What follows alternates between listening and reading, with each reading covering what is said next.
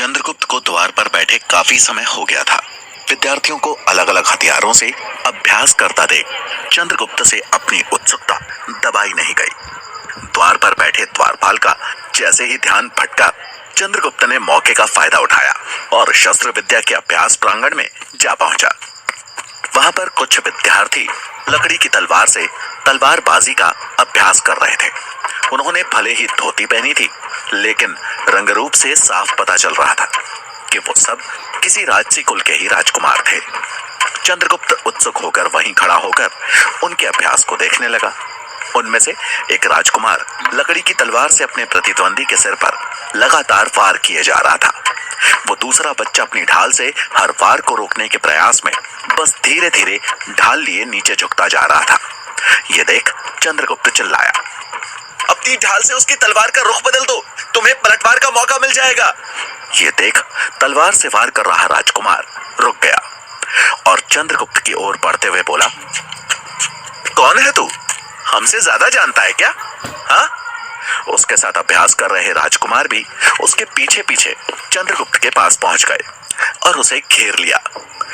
अपने भोलेपन में उत्तर देते हुए चंद्रगुप्त ने कहा, मेरा नाम चंद्रगुप्त है और जल्द ही मैं भी यहाँ शिक्षा ग्रहण करने वाला हूँ।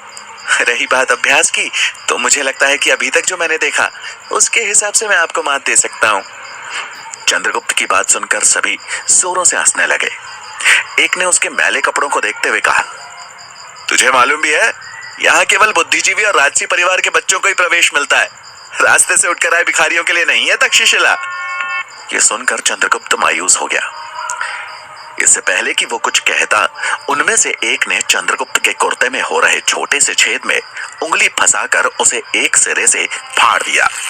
ये देख तलवार लिया हुआ राजकुमार बोला, अरे ये कुर्ता तो फट गया, अब कल से क्या पहनेगा? केले के पत्ते। ऐसा कहते हुए सभी उसका उपहास करने लगे। चंद्रगुप्त क्रोधित हो उठा और उसने कुर्ता फाड़ने वाले राजकुमार को जोर का धक्का देते हुए जमीन पर गिरा दिया। ये देख लकड़ी की तलवार लिए राजकुमार ने चंद्रगुप्त की पीठ पर वार किया।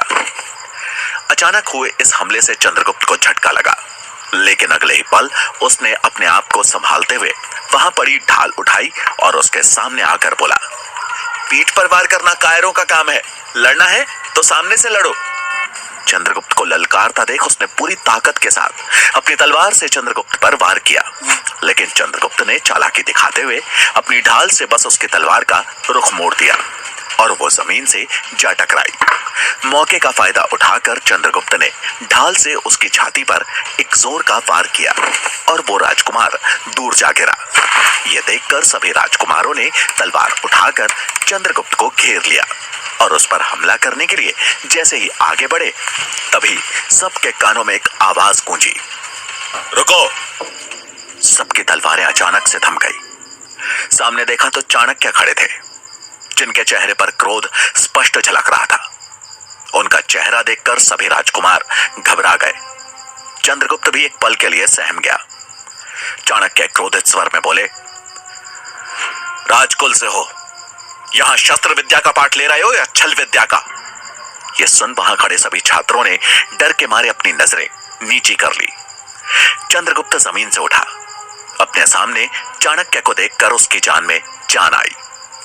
चाणक्य ने उन राजकुमारों को देखते हुए कहा, एक निहत्थे इंसान को घेर कर मारना तक्षशिला की किस युद्ध नीति में लिखा है? किसी के पास इसका कोई उत्तर नहीं था। चाणक्य ने एक नजर उन सबको देखा और बोले, नियमों का उल्लंघन हुआ है। चंद्रगुप्त ने बगैर आज्ञा के तक्षशिला के प्रांगण में प्रवेश किया और आप लोगों ने युद्ध नीति का गलत प्रदर्शन करके, इसलिए दंड निश्चित है। चाणक्य का यह क्रोधित रूप चंद्रगुप्त पहली बार देख रहा था। वो और अन्य राजकुमार उनका गुस्सा देखकर डर गए। इससे पहले कि चाणक्य कुछ बोलते, उन्हें पीछे से आचार्य गजानन का स्वर सुनाई दिया, आचार्य, अगर आपके साथ आया ये बालक प्रांगण में नहीं आता तो शायद मेरे शिष्यों और इस बालक के बीच टकराव की स्थिति ही उत्पन्न नहीं होती। चाणक्य पीछे मुड़े तो सामने आचार्य गजानन खड़े थे। उन्हें देखते ही वहां खड़े राजकुमारों के चेहरे पर एक संतोष का भाव आ गया। उन्हें लगा कि अब तो आचार्य गजानन उन्हें बचा ही लेंगे। चाणक्य ने उन राजकुमारों के चेहरे के भावों को पढ़ लिया था। उन्होंने गजानन की आंखों में आंखें डालकर कहा, मैं मानता हूं चंद्रगुप्त ने बगैर अनुमति के उत्सुकतावश तक्षशिला के प्रांगण में प्रवेश किया, लेकिन इन राजकुमारों ने उसके साथ जो बर्ताव किया वो तक्षशिला की शिक्षा नहीं है। इसलिए मेरी समझ से इन सबको इनकी गलती का आभास होना जरूरी है।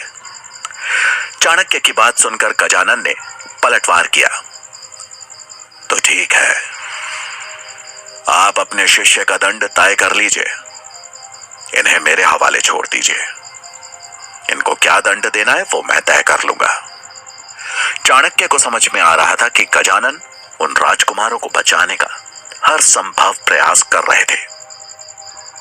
उन्होंने गजानन के सुर में सुर मिलाते हुए कहा, जैसा आप उचित समझे। और रही बात गुरु शिष्य के संबंधों की, तो मेरी नजर में तक्षशिला के हर शिष्य पर हर गुरु का अधिकार है, क्योंकि यहां से निकला छात्र किसी एक गुरु का प्रतिनिधित्व नहीं करता, वो प्रतिनिधित्व करता है संपूर्ण तक्षशिला का। चाणक्य की ये बात गजानन को चुप गई और उन्होंने क्रोधित हो उन राजकुमारों को 2 दिन तक सिर्फ रसोई में खाना बनाने की सजा सुनाई। उन्हें सजा देकर गजानन चाणक्य की ओर पलटकर बोले, आशा करता हूं कि अब आप संतुष्ट होंगे और इस बच्चे को भी उचित दंड देंगे। गजानन की बात सुनकर चाणक्य ने कहा, अवश्य, लेकिन मेरे लिए किसी पर दंड का सकारात्मक प्रभाव दिखना ही उस दंड का सही मायना है। गलती का आभास करवाने से ज्यादा महत्वपूर्ण है किसी को खुद ही अपनी गलती का आभास होना। यह कहकर चाणक्य ने गजानन को प्रणाम किया और चंद्रगुप्त का हाथ पकड़कर वहां से निकलने लगे।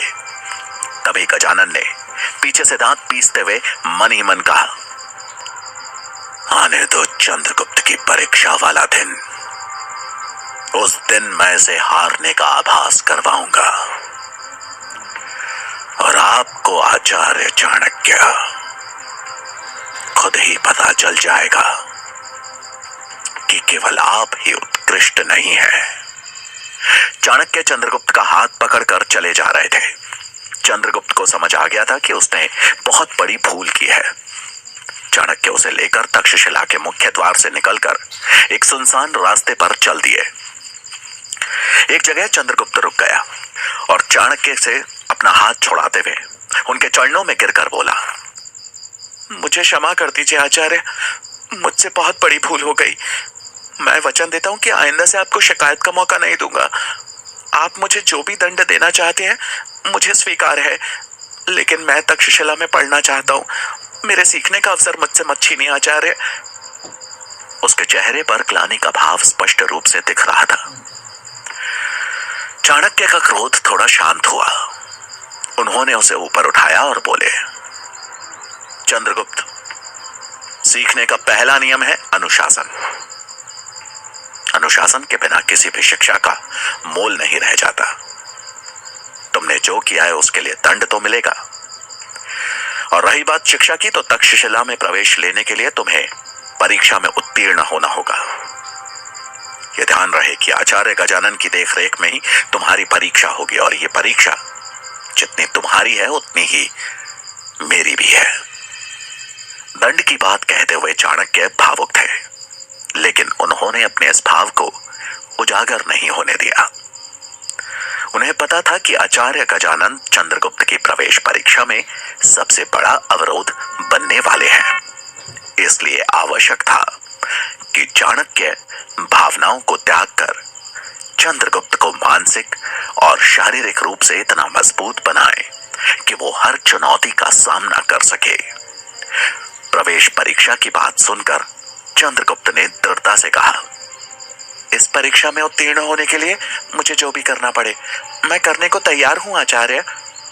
चाणक्य मुस्कुराए और बोले, चंद्रगुप्त, मेरी शिक्षा प्राप्त करने के लिए आवश्यक है कि तुमने आज तक जो भी सीखा है वो भूलना होगा। अपने मस्तिष्क को खाली कर तैयार होना होगा एक नए आरंभ के लिए। चाणक्य की इस बात का अर्थ तो चंद्रगुप्त को उस समय समझ नहीं आया, लेकिन जल्द ही उसका यह गुरु अब उसका सबसे बड़ा शत्रु बनने वाला था। कुछ समय बाद चाणक्य और चंद्रगुप्त विश्वविद्यालय के समीप बने एक आश्रम में पहुंचे। यह आश्रम चाणक्य के एक खास शिष्य सूरजमल का था। एक लंबे समय बाद अपने गुरु को देखकर सूरजमल के मुख पर प्रसन्नता थी। चाणक्य भी अपने प्रिय शिष्य सूरजमल से मिलकर खुश हुए और चंद्रगुप्त का परिचय कराते हुए बोले, सूरजमल, यह चंद्रगुप्त है। इसे तक्षशिला विश्वविद्यालय में प्रवेश के लिए तैयार करना है। मैं चाहता हूं कि तब तक ये यहां पर ही रहे। सूरजमल ने पूर्ण सम्मान के साथ अपने आचार्य और चंद्रगुप्त दोनों का स्वागत किया। रात को चाणक्य ने एक बार फिर से चंद्रगुप्त के भोजन में विष की हल्की सी मात्रा मिला दी, जिसका असर होते ही चंद्रगुप्त का शरीर शिथिल पड़ने लगा। और इससे पहले कि वो सोता, चाणक्य उसके पास आए और बोले, सोने जा रहे हो? लेकिन याद रहे, आज रात सोते समय तुम करवट नहीं लोगे, सीधा सोओगे। यही तुम्हारा दंड है।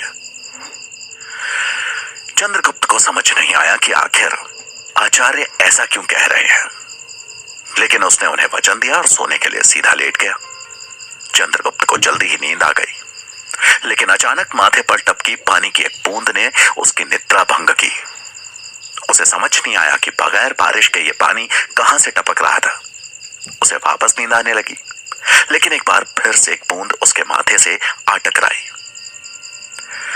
अब चंद्रगुप्त ने बड़े ध्यान से देखा कि उसके ठीक ऊपर कुटिया की छत से एक मिट्टी का घड़ा बंधा हुआ था और वो पानी की बूंद हर थोड़ी देर में उसी से टपक रही थी। अब ये टपकती पानी की बूंद चंद्रगुप्त की नींद में खलल डालने लगी थी, लेकिन वचनबद्ध हो चंद्रगुप्त करवट भी नहीं ले सकता था।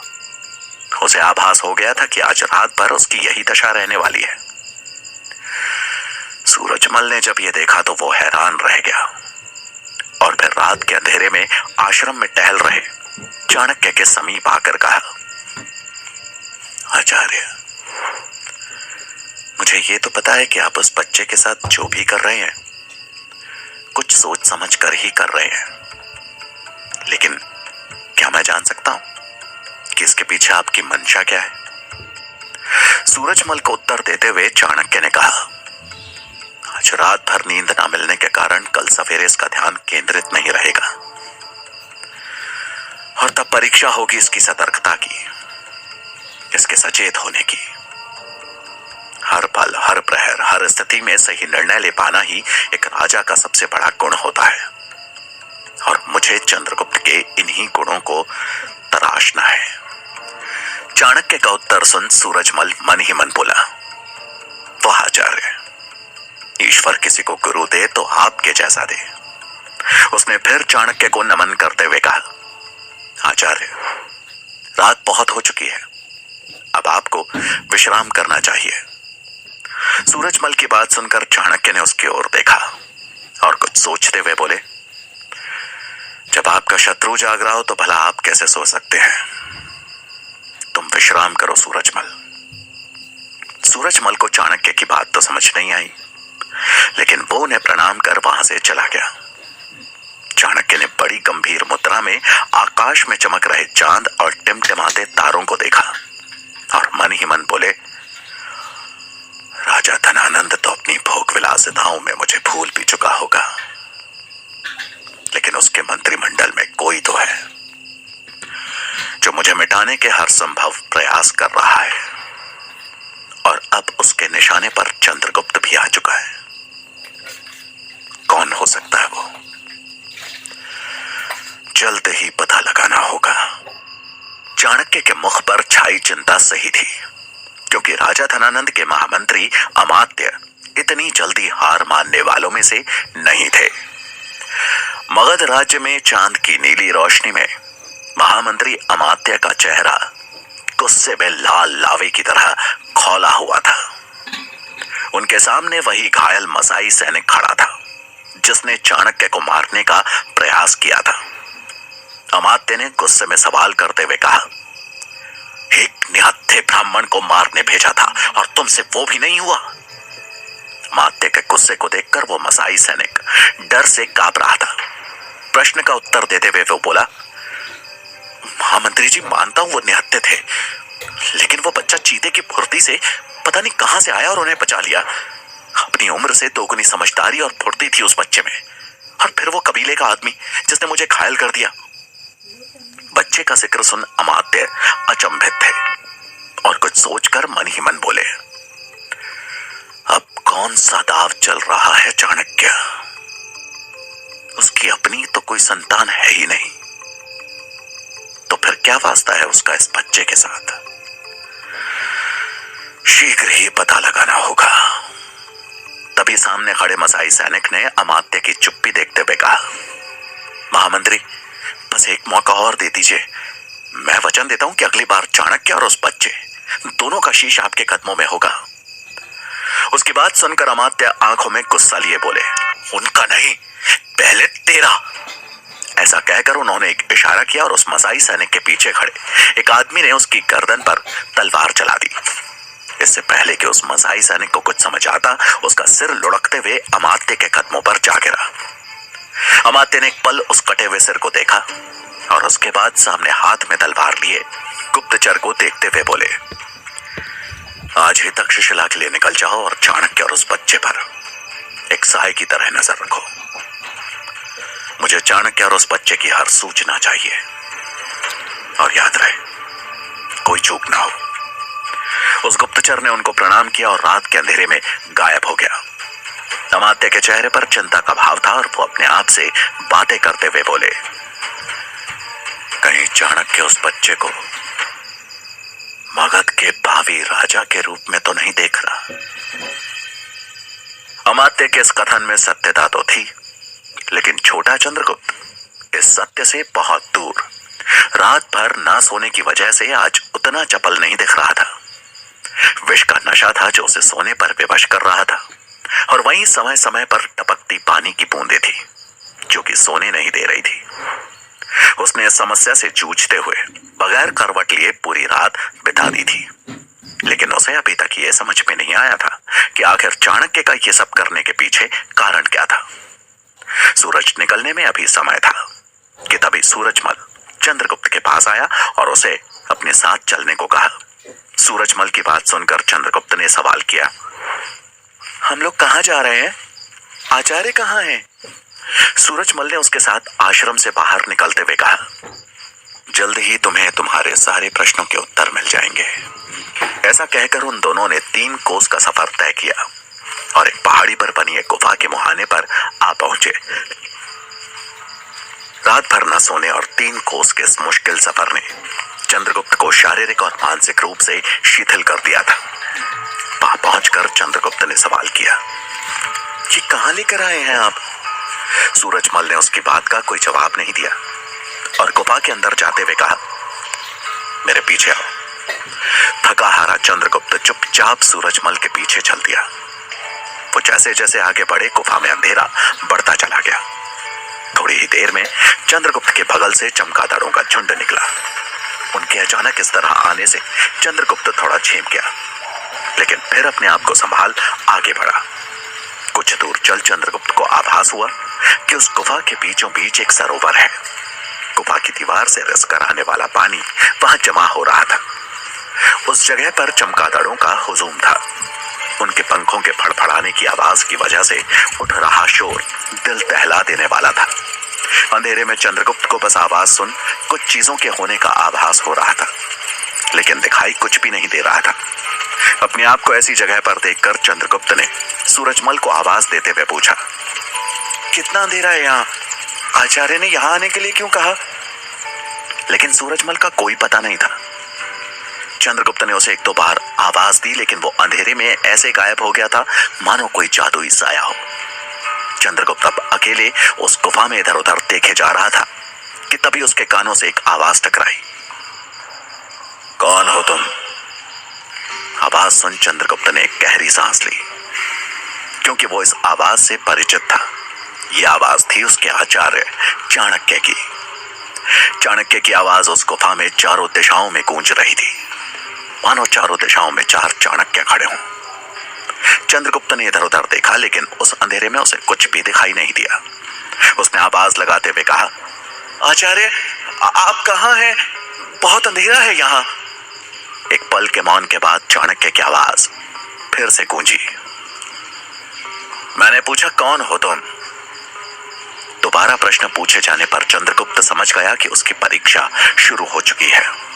उसने उत्सुक होकर उत्तर दिया, मैं चंद्रगुप्त हूं। तभी उसे चाणक्य की आवाज सुनाई दी, गलत उत्तर। और इस आवाज के साथ एक डंडा उसकी पीठ से टकराया। अचानक हुए इस प्रहार के चलते चंद्रगुप्त जमीन पर गिर गया। उसने इधर उधर देखा, लेकिन उसे वहां कोई नहीं दिखा। चंद्रगुप्त खड़ा हुआ और बोला, आचार्य ये क्या है? और इससे पहले कि वो और कोई प्रश्न पूछता, चाणक्य की आवाज दोबारा गूंजी, कौन हो तुम? अब चंद्रगुप्त सतर्क था। उसे सोच समझकर प्रश्न का उत्तर देना था, क्योंकि गलत उत्तर का परिणाम उसे पता था। उसने कुछ देर सोचा और फिर थोड़े संकोच के साथ बोला, मैं आपका शिष्य हूं। तभी चाणक्य की आवाज गूंजी, फिर गलत उत्तर। चाणक्य का जवाब सुन चंद्रगुप्त डंडे से बचने के लिए संभलता कि तभी वो डंडा उसके पैरों में आ लगा। चंद्रगुप्त इस बार फिसलकर नीचे जा गिरा। रात भर न सो पाने और सवेरा होते ही 3 कोस का सफर तय करने की वजह से चंद्रगुप्त को ध्यान केंद्रित करने में दिक्कत हो रही थी। इसके अलावा उस गुफा के अंधेरे के बीच चमगादड़ों के उड़ने और पानी के गिरने के शोर की वजह से उसे पता ही नहीं लग पा रहा था कि आखिर डंडा किस दिशा से आ रहा है और कौन मार रहा है। हताश होकर चंद्रगुप्त उठा कि तभी चाणक्य की आवाज फिर गूंज उठी, कौन हो तुम? चंद्रगुप्त परेशान था। उसे समझ में नहीं आ रहा था कि आचार्य बार बार एक ही सवाल क्यों पूछ रहे हैं। तभी उनकी आवाज एक बार फिर गूंज उठी, मैंने पूछा, कौन हो तुम? चंद्रगुप्त ने उत्तर सोचना शुरू किया। साथ में डर था कि अंधेरे को चीरता हुआ वो डंडा फिर से न आ लगे। उसने थोड़ी देर सोचने के बाद उत्तर दिया, न मैं चंद्रगुप्त हूं, न मैं आपका शिष्य हूं। मैं सबसे पहले एक मनुष्य हूं। मनुष्य। एक पल के मौन के बाद चाणक्य की आवाज गूंजी, गलत जवाब। और उसी के साथ अंधेरे में लहराता हुआ डंडा आया जो चंद्रगुप्त की पीठ पर जाकर लगा। एक जोर के कराहने की आवाज के साथ चंद्रगुप्त एक बार फिर से जमीन पर था। अब उसका धैर्य टूट चुका था। उसमें अब और उठ पाने की ताकत नहीं थी और ना ही क्षमता थी प्रश्नों के उत्तर देने की। वो वहां मौजूद पत्थरों का सहारा लेकर जैसे तैसे उठा और पूरी शक्ति से चिल्लाते हुए बोला, अब क्या चाहते हैं आचार्य? कैसी परीक्षा है ये? परीक्षा भी है या दंड है? क्या गलत कहा मैंने? कौन सा गलत उत्तर दिया? चंद्रगुप्त की आवाज में दर्द था। अपना मानसिक संतुलन बनाने में उसे दिक्कत हो रही थी कि तभी चाणक्य की आवाज फिर गूंज उठी, कौन हो तुम?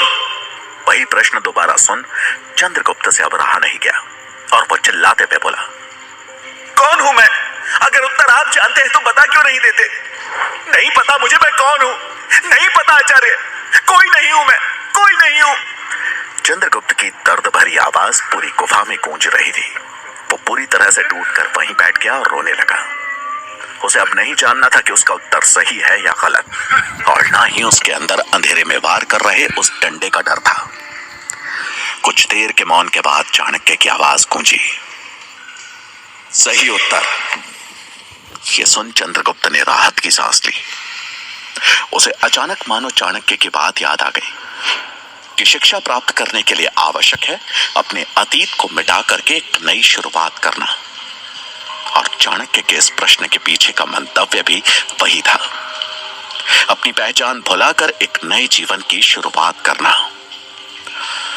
अब पूरी गुफा में केवल चमगादड़ों के फड़फड़ाने और पानी के गिरने की आवाज आ रही थी, लेकिन अब यह आवाजें चंद्रगुप्त के लिए शोर नहीं थी। उसने ध्यान लगाकर उन आवाजों को सुना तो हर आवाज एक दूसरे से अलग थी। वो उन आवाजों को एक दूसरे से अलग कर सकता था। काफी देर तक कोई गतिविधि ना होते देख छोटे चंद्रगुप्त ने दृढ़ता के साथ चाणक्य को पुकारते हुए कहा, आचार्य, मैं आपके आशीर्वाद से शिक्षा ग्रहण करने के लिए तैयार हूं। कि तभी उसकी ओर एक बार फिर हवा में लहराता हुआ डंडा आया लेकिन इस बार चंद्रगुप्त सचेत था। वो उस डंडे की आवाज सुनकर उस दिशा की ओर मुड़ा और अगले पल डंडे का सिरा चंद्रगुप्त के हाथ में था। उसने पूरी ताकत से उस डंडे को अपनी ओर खींचा तो अंधेरे का फायदा उठाकर डंडा चला रहा सूरजमल उसके सामने आ गिरा।